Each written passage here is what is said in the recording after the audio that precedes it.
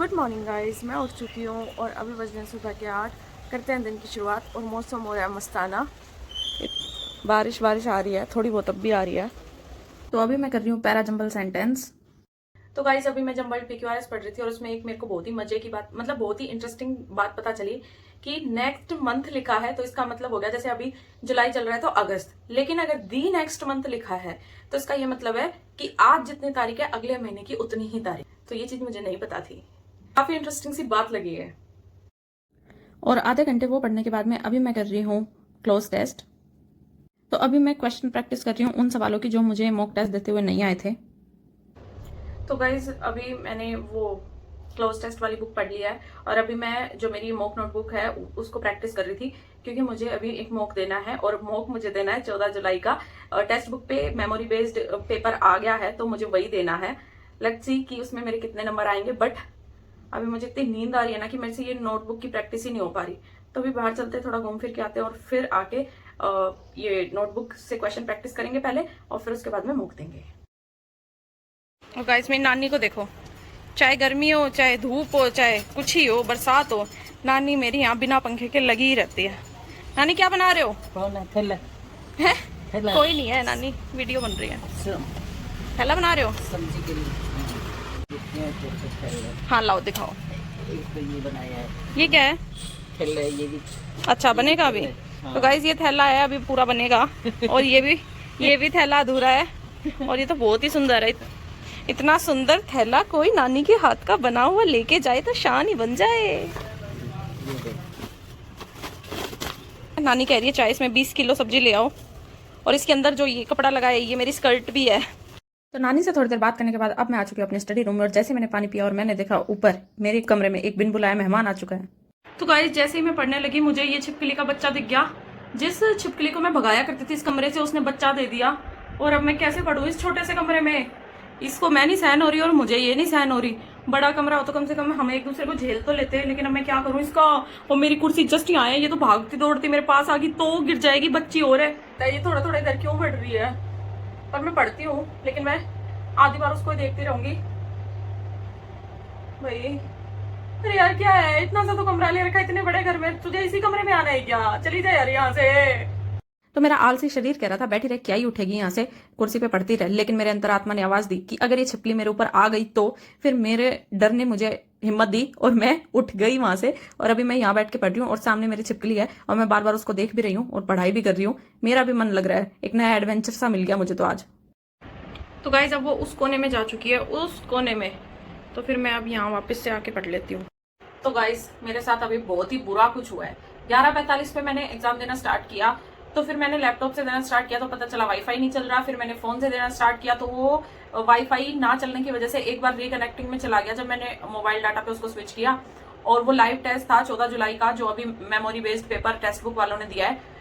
तो लाइव जो टेस्ट होते हैं वो सबमिट, मतलब पॉज नहीं हो सकते। तो जैसे ही नेटवर्क गया वो सबमिट हो गया और मेरा 0 सेकंड पे 0/200 मार्क्स पे सबमिट हो गया। मैंने सोचा कि चलो अब इसको ना दूसरी ईमेल आईडी से देते हैं। फिर मैंने दूसरी ईमेल आईडी पे फोन नंबर लगाए, फिर वो नहीं चले। फिर मैंने किसी का फोन ढूंढा, उसके OTP डाले और फिर मैंने उस पेपर को देने की कोशिश की तो आया कि ये तो मतलब पास बाय करना पड़ेगा तभी आप इसको दे सकते हो।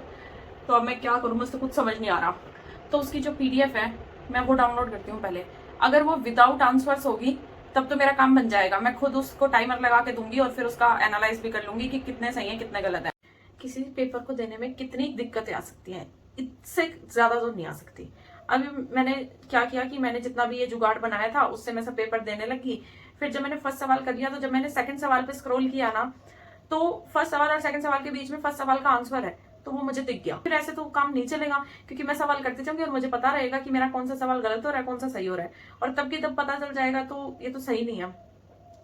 तो अभी मैं कुछ नहीं कर सकती, मेरा दिमाग खराब हो चुका है। और अभी खाते हैं खाना, क्योंकि ये सब करते करते ना 12:30 हो गया और मैं पेपर दे ही नहीं पाई हूँ। तो आज ना सारे दुखों का पहाड़ एक साथ आना है मेरे ऊपर। अभी मैं सोची कि चलो खाना खाने से पहले, भाई अभी 12:30 बजे क्या खाना खाऊं, 1 बजे खाती हूँ। तो मैं सोचा खाना खाने से पहले थोड़ा सा व्लॉग एडिट कर लेती हूँ।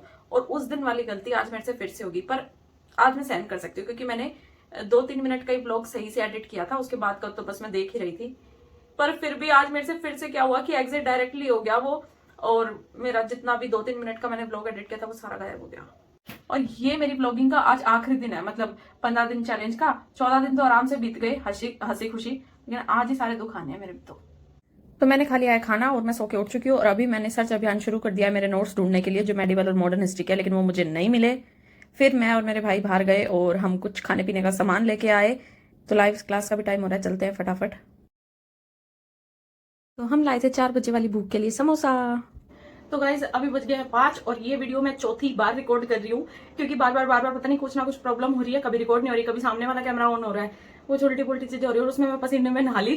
तो अभी बज गया 5, let's start our live study. और 4:30 से 5 के बीच में मुझे नहाना भी था, लेकिन खाना वाना खाया उसमें टाइम लग गया और मैं नहीं नहाई हूँ, और आज बिना नहाए लाइव स्टडी स्टार्ट कर रही हूँ। वैसे रात तक देखती हूँ नहाऊंगी, नहीं तो इतना कोई जरूरी भी नहीं है, मैं बिना नहाए भी रह सकती हूँ। तो गाइस अभी बज रहे हैं शाम के 7 और मैंने मॉक दे लिया है। तो मैं आपको दिखाती हूँ मेरे मॉक में कितने मार्क्स आए हैं। और वो मॉक नहीं है एक्चुअली, आज 17 जुलाई ना, आज की ही फर्स्ट शिफ्ट का मेमोरी बेस्ड पेपर है, तो उसमें मेरे कितने नंबर आए हैं वो दिखाती हूँ मैं आपको। तो इसमें मेरे आए हैं 136 नंबर, जो कि मेरे 12 सवाल गलत हो गए। 12 सवाल गलत होना बहुत ही बड़ी बात है, एंड आई डोंट नो कि ये 12 सवाल कैसे गलत हुए हैं। तो अगर ये 12 सवाल जीके में और थोड़े बहुत इंग्लिश में गलत हुए ना, तब तो कोई बात नहीं। और अगर रीजनिंग और मैथ्स में भी कहीं गलत किए हैं मैंने अच्छे खासे सवाल, तो ये बहुत ही गलत बात है मेरी। और अभी इसका जो डिटेल सॉल्यूशन है वो कल मिलेगा, कल 12:30 बजे। तो कल ही मैं देख पाऊंगी कि मेरे गलत मैंने इतने किए किसमें है। तो मैं टेक्स्ट बुक को स्क्रॉल कर रही थी, मार्क्स वगैरह देख रही थी अपने, और जो सुबह मैंने टेस्ट 00 पे सबमिट कर दिया था, गलती से मेरे से हो गया था या टेक्निकल इशू की वजह से, वो मुझे फिर से उसमें रीअटेम्प्ट का ऑप्शन मिल रहा है। तो मैं वो पेपर रीअटेम्प्ट करती हूँ 14 जुलाई की फर्स्ट शिफ्ट का, और उसके बाद आपसे मिलते हो। तो मैंने उस पेपर को फिर से दिया। अब उसके अंदर मेरे मार्क्स पता है कितने बने हैं? सिर्फ 100 मार्क्स दिखाती हूँ मैं आपको, वो भी, और क्यों बने हैं वो भी मैं आपको बताती हूँ। जबकि मेरे जो अगर ये सब कुछ सही चलता तो मेरे मार्क्स बहुत अच्छे आते। मैं बताती हूँ आपको बहुत अच्छे मार्क्स मेरे कितने आए हैं और वो 100 क्यों आया है। आज मुझे लगता है एग्जाम देने में, मतलब टेस्ट देने में, महीने भर का स्ट्रगल मैंने एक साथ ही कर लिया है। तो ये वाला जो पेपर है इसके अंदर मेरे आए हैं 93 नंबर आउट ऑफ 200। अब वो क्यों आया वो भी मैं आपको बताती हूँ। ये वैसे मुझे लगता नहीं कि आप लोग यकीन करोगे भी इस बात पे, पर करना ही पड़ेगा क्योंकि आज मेरे साथ हो ही कुछ उल्टा सीधा रहा है। तो ये देखो, ये वाले जो सवाल हैं जो मैंने नहीं किए, ये इतने सारे रीजनिंग में, हाँ ये वाला जो सवाल है वो तो मुझे नहीं आया था, आई एडमिट। पर हाँ ये वाला सवाल कौन नहीं करेगा मेरे को ये बताओ। इंग्लिश ऑर्डर में इनको लगाना था, ठीक है। उसके बाद में ये वाला सवाल कौन, तो हुआ कुछ यूं, अब मैं बताती हूँ आपको ऐसा क्यों हुआ है मेरे साथ। तो जो क्वेश्चन मैंने पहली बार में अटेम्प्ट नहीं किए थे, वैसे ये डाइस वाला मैंने किया था, लेकिन फिर भी मुझे नहीं पता इसका आंसर क्यों नहीं शो हुआ। और इंग्लिश में भी क्या हुआ है, इंग्लिश और जीके में भी, कि जो ऑप्शन मैंने सबसे पहले टिक कर दिया देखते ही, फिर बाद में मुझे लगा कि नहीं ये ऑप्शन नहीं होगा, इसका दूसरा होगा। फिर मैंने दूसरा ऑप्शन टिक किया, तो जो दूसरा ऑप्शन टिक किया ना वो इसने रीड ही नहीं किया, और जो पहला ऑप्शन मैंने टिक किया था वो करके, और इसने बहुत सारे मेरे गलत भी कर दिए। तो मेरे को याद था कि मैंने किस सवाल का क्या आंसर किया था। तो अभी मैंने 5 मिनट के अंदर अंदर सारे पेपर को फिर से देखा, और फिर से मैंने मतलब वही क्वेश्चन टिक किए जो मैंने तब टिक किए थे, और फिर मेरे जो सही हुए जो गलत हुए वो सब देख के, और अभी मैंने जो मार्क्स अपने कैलकुलेट किए हैं तो वो ये मेरे सही हैं। और ये कंप्यूटर ने गलत कर दिए थे 4 सवाल मेरे, जो कि मेरे सही हैं। मैंने फर्स्ट टाइम में उन्हें गलत टिक किया था ना, तो इस वजह से वो गलत ही रीड हुआ, उससे सही वाला रीड नहीं किया। तो ऐसे करके मेरे जो अब नंबर बने हैं वो बने हैं 140।